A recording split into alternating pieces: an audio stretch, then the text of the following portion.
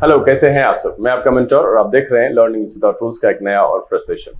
आज मैं यहाँ पर उपस्थित हुआ हूँ फिलर्स के एक नए एपिसोड के साथ और एपिसोड है 10वां। तो चलिए फटाफट सेशन की शुरुआत करते हैं। लेकिन उससे पहले जो लोग इस चैनल पर नए हैं, अब तक सब्सक्राइब नहीं किया है, तो चैनल को सब्सक्राइब कर लीजिए। भगा भगा करके नहीं देखिएगा, शुरू से अंत तक देखिए, सभी क्वेश्चन को अटेम्प्ट करने की कोशिश कीजिए। ये गारंटी है कि यहाँ पर कुछ नए शब्द आपको सीखने के लिए जरूर मिलेंगे। चलिए, लर्निंग विदाउट रूल्स के सेशन में एक बार फिर से आप सबका तहे दिल से स्वागत है। उम्मीद है आप सब तैयार होंगे। तो चलिए देरी किए बिना लेते हैं आज का पहला सवाल और आपका समय शुरू होता है अब।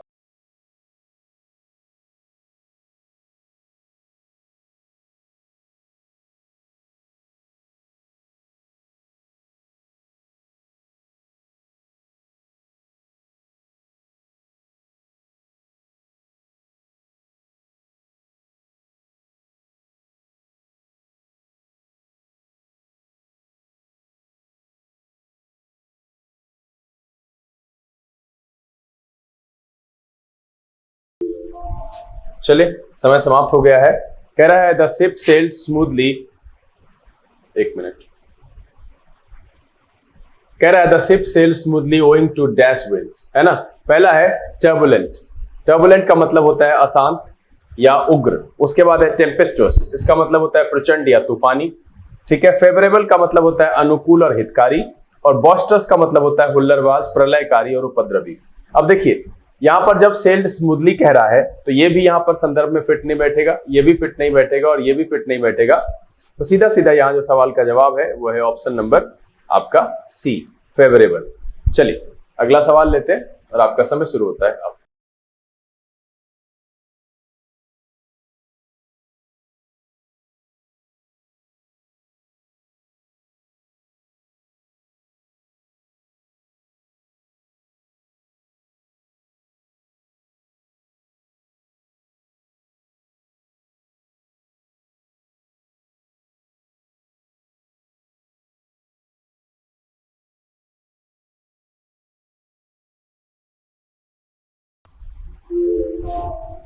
चलिए, समय समाप्त हो गया है। कह रहा है dash speech is certainly more effective than one which is verbose. अब पहला जो यहां पर शब्द है, पहला है लैकोनिक। इसका मतलब होता है मितभाषी, संक्षिप्त या रूखा। सलेंट का मतलब होता है खिन्न, बदमिजाज या रूठा हुआ। लेंदी का मतलब बहुत लंबा और सरली का मतलब चिड़चिड़ाया, बदमिजाज। तो सबसे पहले तो सरली एंड सलेन यहां से खत्म हो गया। लेंदी यहां होगा नहीं क्योंकि संदर्भ के हिसाब से फिट नहीं बैठेगा। तो इसका जो सही जवाब है वो है आपका ऑप्शन नंबर ए। क्या है? A laconic speech is certainly more effective than one which is verbose। चलिए अगला सवाल और आपका समय शुरू होता है अब।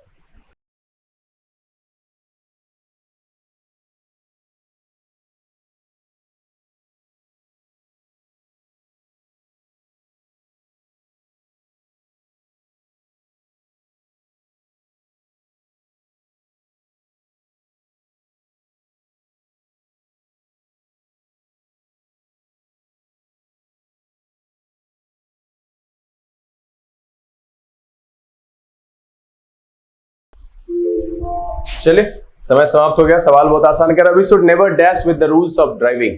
पहला यहां पर कह रहा है ट्रिफल। ट्रिफल का मतलब है छोटी सी बात, निरर्थक समय बर्बाद करना। टेम्पर का मतलब होता है मनोदशा, तैयार करना, लचकीला बनाना या कम करना। ठीक है। रेकन का मतलब होता है गिनना, अनुमान लगाना, समझना, निर्भर होना। ठीक है। और है टेम्पर। टेम्पर का मतलब होता है छेड़खानी करना। और यहां पर अब देखिए कह रहा है कि वी शुड नेवर टेम्पर, अगर हम इसको लगाते हैं तो रूल्स ऑफ ड्राइविंग के साथ हमको छेड़खानी नहीं करना चाहिए। ये मेरा सही जवाब है। तो इस सवाल का जो जवाब आएगा वो है ऑप्शन नंबर डी से आएगा कि we should never tamper with the rules of driving. चलिए अगला सवाल और आपका समय शुरू होता है अब।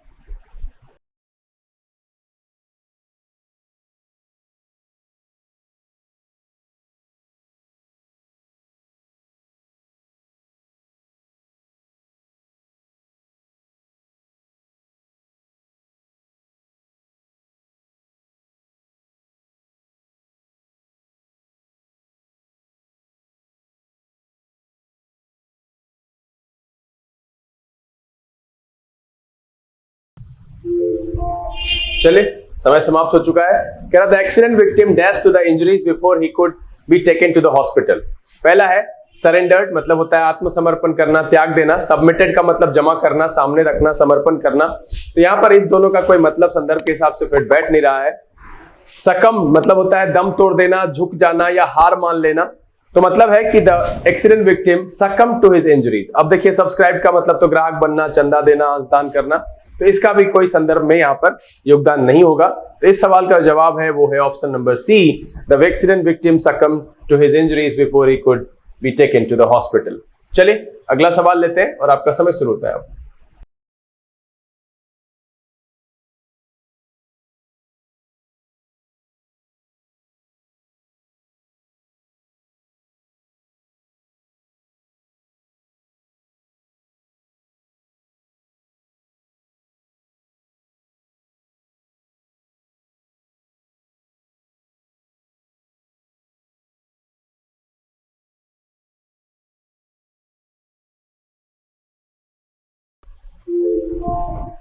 चले समय समाप्त हुआ। कह रहा है I set just dash my life nothing as seem to be working for me. अब यहां पर देखिए, यहां पर सबसे पहले इस पॉइंट को देखिए, nothing as seem to be working for me मतलब कुछ भी इसके लिए काम नहीं कर रहा। तो यहां पर आशीष, सुखकर चीजें, अनुमति या अनुमोदन, आशीष और सुखकर चीज, ब्लेसिंग, ये इसके संदर्भ में फिट नहीं बैठेगा। कर्सिंग का मतलब देते हैं बद्दुआ देने के सेंस में। तो कह रहा है I set cursing my life, लग तो रहा है। टॉर्मेंटिंग का मतलब यातना, उत्पीड़न और तड़पना और यंत्रणा देने से, तो यहां पर बिल्कुल इसका फिट नहीं बैठेगा। इन्वोक का मतलब उपयोग करना, उत्पन्न करना या की सहायता करना, इसका भी संदर्भ में यहां पर फिट नहीं बैठेगा। सबसे सही मीनिंग आएगा कि I said cursing my life nothing as seem to be working for me, मतलब है कि बैठ करके जीवन को कोस रहे, कुछ भी काम नहीं कर रहा। तो यहां पर जिसका आंसर है वो है ऑप्शन नंबर आपका बी, कर्सिंग। चलिए अगला सवाल और आपका समय शुरू होता है अब।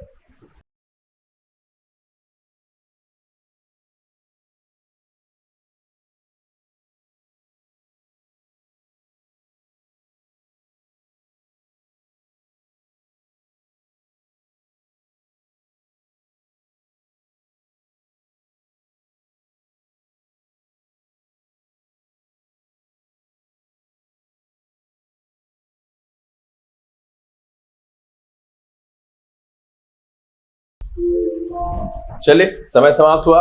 कह रहा था road at 15,000 feet are not easily navigable and the air dash is and freezing. ओहो, यहां उल्टा है। ये जो फिलर्स है वो इज पहले होना चाहिए यहां पर, और इधर the air is dash and freezing. अब देखिए सबसे पहले क्या है, रेरिफाइड का मतलब होता है कम घना होना, पतला करना या पतला होना।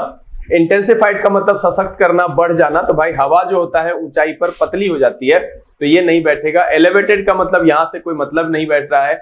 एग्जाल्ट का मतलब होता है प्रशंसा करना या उन्नत करना, तो ये भी यहां संदर्भ में नहीं बैठेगा। इसका जो आंसर है वो है ऑप्शन नंबर ए। इसका जो आंसर है वो है ऑप्शन नंबर ए कि the road at 15,000 feet are not easily navigable and the air is rarefied and freezing. वो क्या हो जाता है, कम घना हो जाता है, पतला हो जाता है, तो और ठंडा भी रहता है। चलिए अगला सवाल और आपका समय शुरू होता है अब।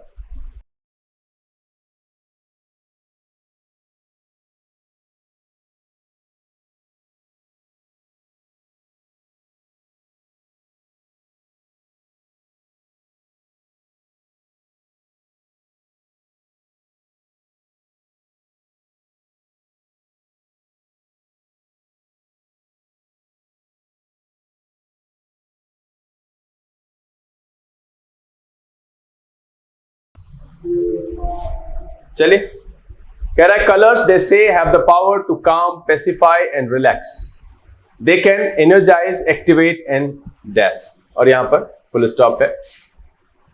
ठीक है, पहला है इनविगरेट, मतलब होता है पुष्ट कर देना, बलवर्धन करना। इन्वॉल्व का मतलब होता है खतरे में पड़ना, शामिल होना या निहित होना। इंटरेस्ट का दिलचस्पी, रुचि और मुनाफा से है, और इनरेज का मतलब गुस्सा दिलाने से है।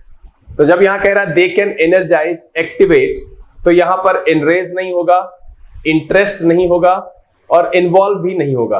इनविगरेट का मतलब होता है पुष्ट कर देना। तो यहां पर सिंपल है, colours they say have the power to calm, pacify and relax, they can energise, activate and invigorate. तो यहां पर इसका जो आंसर हो जाएगा वो भी ऑप्शन नंबर ए है।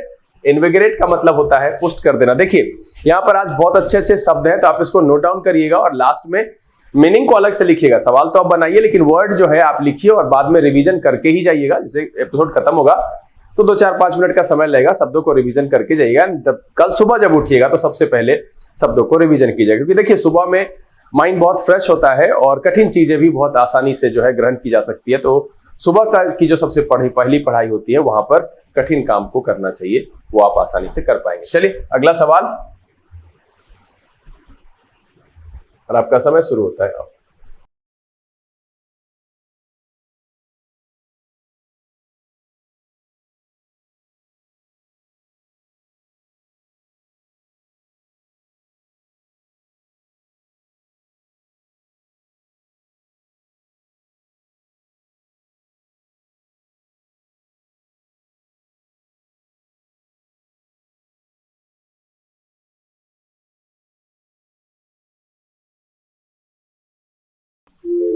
चलिए समय समाप्त हो गया। अब कह रहा है कि when you want to expand your vocabulary, the best thing to do is to relate a known word with an dash one and guess the meaning from the context। अब देखिए ये चीज मैं कई बार कहता हूं, डिकोड करने की जो बात है, डिकोड करना शब्दों की मीनिंग को, कि अगर कोई शब्द नहीं आ रहा है तो उस पर उसके जैसा एक फेमिलियर वर्ड रख करके संदर्भ के हिसाब से मीनिंग की बराबरी करके देखिए, तो जो वर्ड वहां पर फिट बैठ रहा है वही उस जो दिए गए वर्ड है जो कठिन लग रहा है आपको, उसकी मीनिंग आपको दे देगा। तो when you want to expand your vocabulary, तो यहां पर देखिए पहला है अननेसेसरी, तो अनावश्यक और व्यर्थ यहां जाएगा नहीं, तो ये मेरा यहां से खत्म हो गया। ठीक है, एसेंशियल का मतलब महत्वपूर्ण, आवश्यक, आधारभूत। अनफैमिलियर का मतलब अपरिचित, अनभिज्ञ। तो यहां पर जो हम वोकैबुलरी एक्सपेंड करने की बात कह रहे हैं, अनिश्चित और अस्पष्ट नहीं होगा, अनक्लियर नहीं होगा, अनफैमिलियर, जिसके साथ आप फैमिलियर नहीं है वो इसका सटीक जवाब होना चाहिए। तो इसका जो सही आंसर है वो है ऑप्शन नंबर सी। सीधा सीधा कह रहा है कि is to relate a known word with an unfamiliar one and guess the meaning from the context, तब जाकर के मीनिंग देगा। अनफैमिलियर इसका आंसर है। चलिए अगला सवाल, और आपका समय शुरू होता है अब।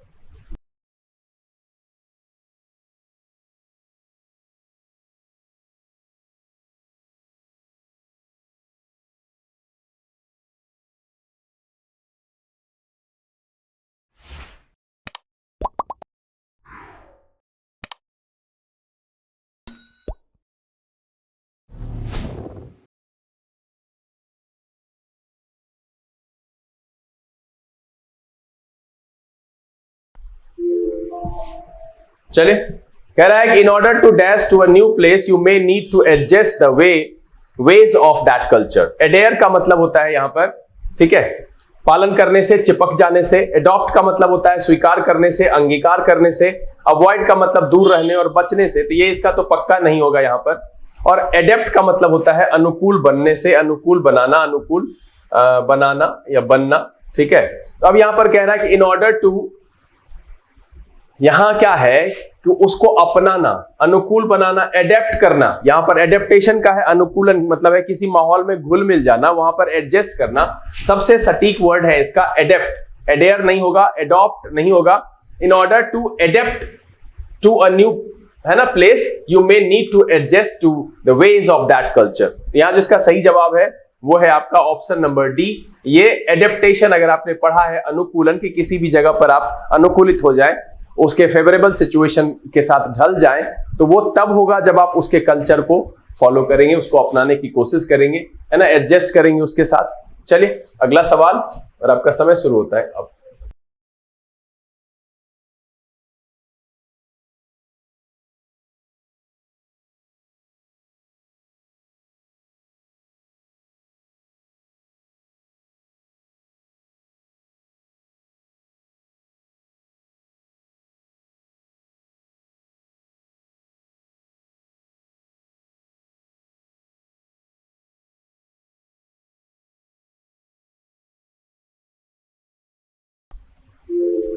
चलिए समय समाप्त। इस सवाल में बताने की जरूरत नहीं है। कह रहा है कि following detail deliberations the meeting has been dash till next week. Cancel नहीं होगा। प्रपोज्ड एंड रिव्यूड का कोई मतलब ही नहीं है। देखिए प्रस्ताव रखना, प्रस्तुत करना होता है। प्रपोज का मतलब, एडजर्न का मतलब स्थानांतरित करना, और मैंने पहले भी कहा है कि मैं जो मीनिंग लिखता हूं वो ईडी को छोड़कर नॉर्मल फॉर्म। रिव्यू का मतलब होता है पुनः परीक्षण करना, निरीक्षण करना, और कैंसिल का मतलब होता है रद्द करना, काटना। तो जब मीटिंग की बात की जाती है तो वो एडजर्न होता है, तो यहां पर जो इसका सही आंसर है वो है आंसर नंबर बी, ऑप्शन जो है मेरा बी है।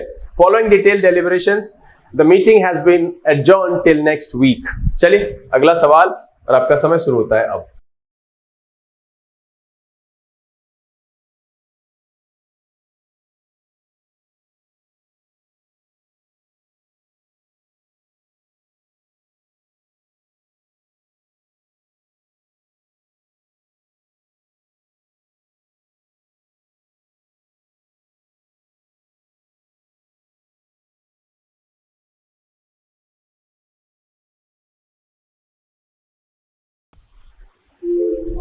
चलिए समय समाप्त हो गया। क्या कह रहा है? Hima Das the reigning world junior sprinter who dash the national record won the gold in federation cup. अब देखिए यहां पर क्या है कि आपको सीधा सीधा क्लियर पता चलता है कि भैया होल्ड्स होगा, धारक है, धारण करती है हिमा दास। तो यहां जो सही जवाब है इसका आंसर नंबर है ऑप्शन ए, क्योंकि यहां पर प्लेस का कोई मतलब ही नहीं है, वॉन है, who holds the national record है ना, रिकॉर्ड होल्ड करती है, तो यहाँ कीप्स का भी कोई संदर्भ नहीं है, गेट्स का कोई संदर्भ नहीं है।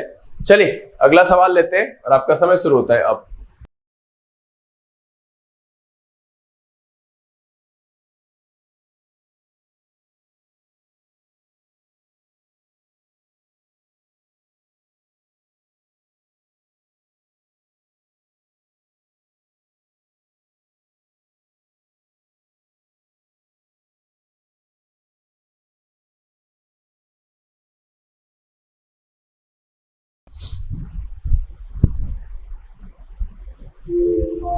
चलिए समय समाप्त हो गया। कह रहा है it is hard to conceive of a more dash route than the one that is determined traveller choose to follow, है ना। अब यहां पर देखिए पहला जो है स्टिमुलेटिंग, उत्तेजनापूर्ण और प्रेरक, संदर्भ में यहां फिट नहीं बैठेगा। डैशिंग जोरदार, सुंदर या उत्साहीपूर्ण होगा इसका मीनिंग। देखिए डॉन्टिंग भयभीत करने वाला, और प्रोवोकिंग मतलब गुस्सा भड़काने वाला। तो अब यहां पर कह रहा है कि it is hard to conceive of a more route की बात कह रहा है, तो यहां पर ये संदर्भ में फिट बैठेगा। जोरदार, सुंदर इसका कोई मतलब ही नहीं है, स्टिमुलेटिंग का कोई मतलब नहीं है, और रास्ते और रूट गुस्सा नहीं, डॉन्टिंग। तो इसका जो सही जवाब है वो है ऑप्शन नंबर सी। देखिए संदर्भ के हिसाब से भी पढ़ के समझ में आता है, एलिमिनेशन अपनाएंगे, साथ साथ में मीनिंग भी ध्यान में रखेंगे। फिलर्स बनाने का फायदा ये है कि एक तो अनुभव होगा, साथ में नए नए शब्द यहां पर सीखने के लिए मिलेंगे, और ज्यादा लंबा एपिसोड में रखता भी नहीं हूं। चलिए अगला सवाल और आपका समय शुरू होता है अब।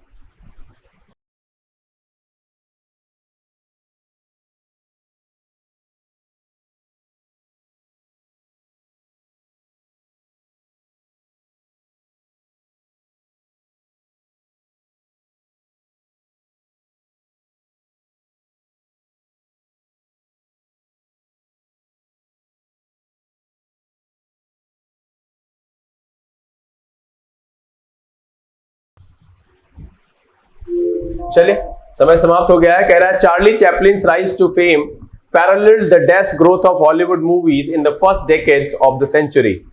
अब यहां पर देखिए पहला जो वर्ड है स्लगिश, मतलब होता है मंद, आलसी, सुस्त। एक्सप्लोसिव मतलब होता है विस्फोटक। प्रोग्रेसिंग मतलब वो जो बढ़ रहा होता है, उन्नति कर रहा होता है, विकासशील।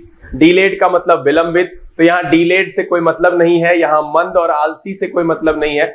तो यहाँ प्रोग्रेसिंग नहीं, हम कहते हैं ना बड़ा एक्सप्लोसिव रहा, वैसा बड़ा विस्फोटक रहा, तो कभी कभी इसको भी उस संदर्भ में इस्तेमाल करते हैं। तो यहाँ पर जो सही जवाब है वो है इसका answer number B. Charlie Chaplin's rise to fame parallel the explosive growth of Hollywood movies, है ना, एकदम विस्फोटक जो ग्रोथ हॉलीवुड मूवीज का रहा in the first decades of the century. इसका जवाब जो है वो है ऑप्शन नंबर बी। चलिए सेकेंड लास्ट क्वेश्चन, आपका समय शुरू होता है अब।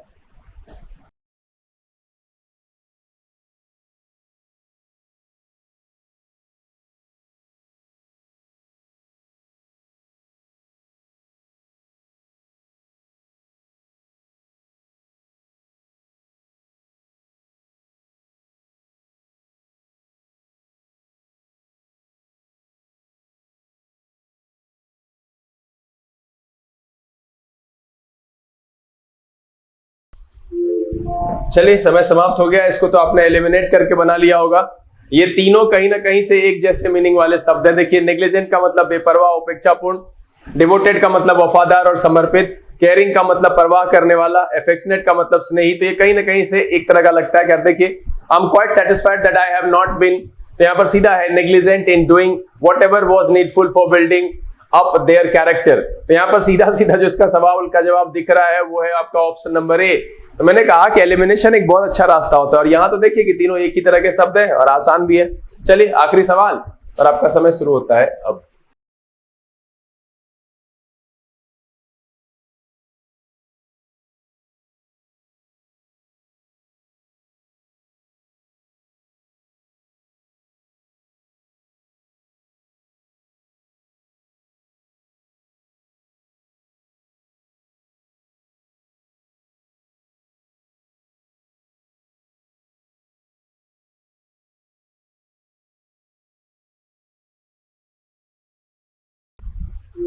चलिए समय समाप्त हो गया। कह रहा है in ancient Greece women were not allowed to dash in the Olympic games. अब यहां पर देखिए कंपीट, सीधा सीधा है कि ओलंपिक गेम में उनको कंपीट करना, मुकाबला करना और प्रतियोगिता करना अलाउ नहीं था। कोलाइड का मतलब भिड़ जाने से मतलब नहीं, कंप्लाई का स्वीकार करना तो कोई संदर्भ ही नहीं है, कोप का मतलब सामना करना यहाँ बिल्कुल नहीं है। जिसका जवाब है वो है ऑप्शन नंबर ए कि भाई एंशिएंट ग्रीस में महिलाओं को क्या था, अलाउड नहीं था कंपीट करना ओलंपिक गेम्स में।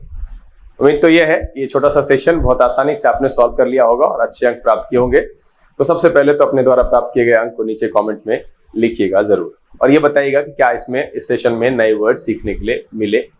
कम से कम 2 या 3 वर्ड लिख करके जरूर बताइएगा कि वो कौन कौन से शब्द थे जो आपने आज यहाँ से सीखे। बहरहाल उम्मीद तो यह है कि ये सेशन आपको अच्छा लगा होगा। अगर ये वीडियो आपको पसंद आया आपसे लाइक कर दीजिए, और अगर अब तक सब्सक्राइब नहीं किए हैं तो कर दीजिए और लाइक शेयर कर दीजिएगा। समय यहाँ से बिता लेने का, बहुत जल्द इस तरह के इन्फॉर्मेटिव वीडियोस के साथ फिर आपके सामने उपस्थित होंगे। तब तक के लिए आप घर में रहिए, अपना और अपने परिवारजनों का ख्याल रखिए, खुश रहिए, मस्त रहिए, पढ़ते लिखते जरूर रहिएगा। Learning is without rules season से this is BK Singh signing off. Keep reading, keep practising. Thank you, God bless you.